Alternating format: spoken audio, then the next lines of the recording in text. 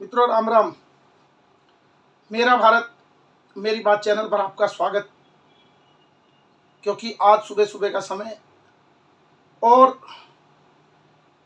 आज अंतर्राष्ट्रीय योग दिवस भी है, तो आज मन है कि एक छोटी सी चर्चा योग के जो मूल बिंदु है ओम, जिसको प्रणव कहते हैं, ओमकार कहते हैं, उस पर की जाए। ओम जिसको कहते हैं कि सृष्टि का जब उदय और अंत होता है तो नाद ही होता है, और उसकी ध्वनि जो है वो ओम की ध्वनि ही होती है। तो उसी पर हम आज एक छोटी सी चर्चा करते हैं। सभी को पहले तो अंतर्राष्ट्रीय योग दिवस की शुभकामनाएं। यानी कि पूरी भारतीय संस्कृति का जो मूल हमारा अध्यात्म, योग, आयुर्वेद, पूरे विश्व में जिसका डंका बज रहा है, आज पूरा विश्व योग दिवस मना रहा है। और उसमें जो ओमकार की ध्वनि है, हम बोलते हैं ओम, यानी ए उ में ओम शब्द है ये, और उसमें एक हम नाद भी करते हैं, भ्रामरी जिसको कहते हैं।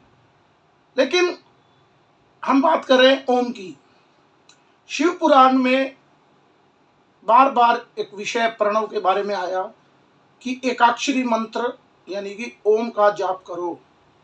तो मैं पढ़ रहा था शिव पुराण में, तो एक बड़ा जबरदस्त विषय आया। क्योंकि हम लोग, मैंने पहले भी अपनी कई वीडियो में कहा है कि हम भारतीय लोग, हम सनातनी लोग अपने स्वयं को भूलकर विदेशी की बात करते हैं।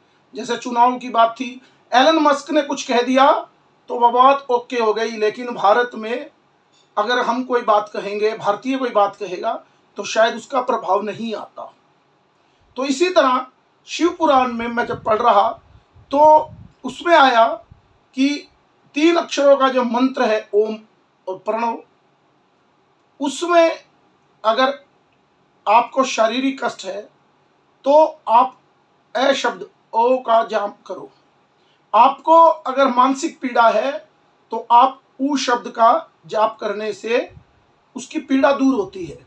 और अगर आपको ज्ञान की वृद्धि करनी है तो मैं शब्द का जाप करने से मानसिक स्थिति की पीड़ा दूर होती है। ये शिव पुराण में आया। लेकिन हम लोग, अब भारतीयों की आदत है, शिव कोई भी ग्रंथ सीधा सीधा पढ़ के निकल ही जाते हैं, उसका अर्थ नहीं समझते। लेकिन फिर मैंने कहा कि फॉरेनर लोग इस पर पूरा रिसर्च करते हैं। तो इस पर रिसर्च हुआ कि वाकई में ही ए शब्द से क्या होता है कि शारीरिक पीड़ा दूर होती है, ऊ शब्द से मानसिक पीड़ा दूर होती है, और मैं शब्द से ज्ञान की वृद्धि होती है। ये सीधा सीधा स्पष्ट शिव पुराण में आया है।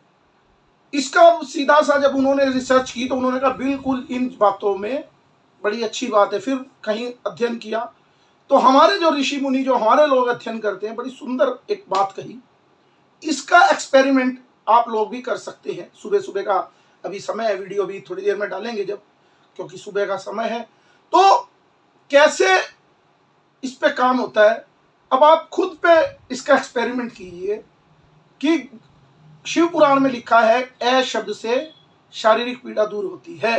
अब आप इस पर देखेंगे, जब भी किसी व्यक्ति को शारीरिक पीड़ा होती है, यानी कि चोट लग गई, कभी एक्सीडेंट हो गया, चलते चलते पांव टकरा गया, कुछ भी, महिलाओं में घर में सब्जी काट रहे हैं तो चक्कू लग गया, कुछ भी, कहने का मतलब कोई भी शारीरिक पीड़ा जैसे ही हुई तो आपके मुंह से उसी समय क्या शब्द निकलता है? आ। ऐसा ही शब्द निकलता है, आ। यानी आ करने से शारीरिक जो पीड़ा होती है तो रिलैक्स मिलता है, इसलिए शब्द से, मुंह से शब्द निकलता है आ।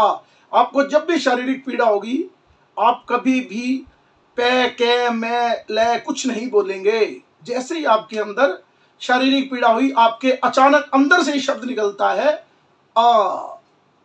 और दूसरा शब्द जो शिव पुराण में लिखा है कि ऊ का जाप करने से आपकी मानसिक पीड़ा दूर होती है। तो कितना आप अपने से रिसर्च करिए। जब भी कभी मानसिक पीड़ा होती है तो आपके आंसू होते हैं, रुआसा सा मन हो जाता है, रोने का मन होता है।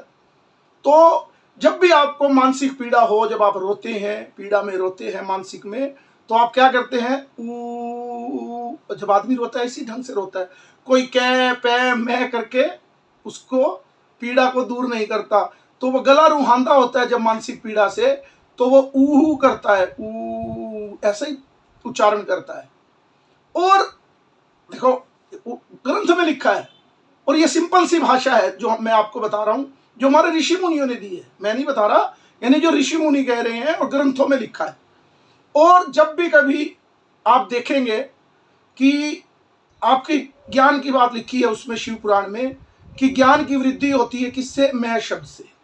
अब आप देखेंगे जब भी आपको कोई काम कहा जाए, या आप ऑफिस में हैं, घर पे हैं, आपकी कोई यादाश्त की बात हो, कोई चीज आपकी गुम हो जाए, तो आप क्या करते हैं, उसी समय मान लो कोई भी चीज है, आपको कहा कि कोई चीज नहीं मिल रही, तो आप ध्यान करते हैं, या ऑफिस में बैठे कोई काम करते हैं, पेन आपके हाथ में होता है, कोई चीज होती है, तो आप क्या करते हैं, ऐसे ऐसे दिमाग पे लगाते हैं, यानी मैं का नाद करते हैं।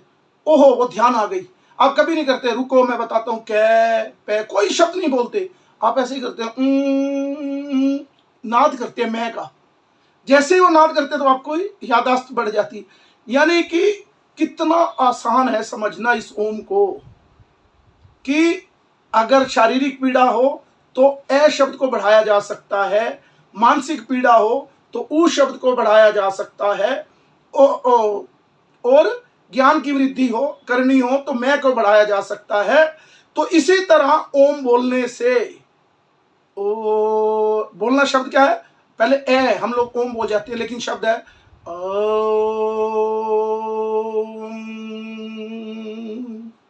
यानी कि शारीरिक पीड़ा, मानसिक पीड़ा और ज्ञान की वृद्धि ये प्रणव करता है। ये हमारे ऋषि मुनियों की खोज है, और सभी लोग ओम ही बोलते हैं, चाहे वो किसी भी धर्म में हो।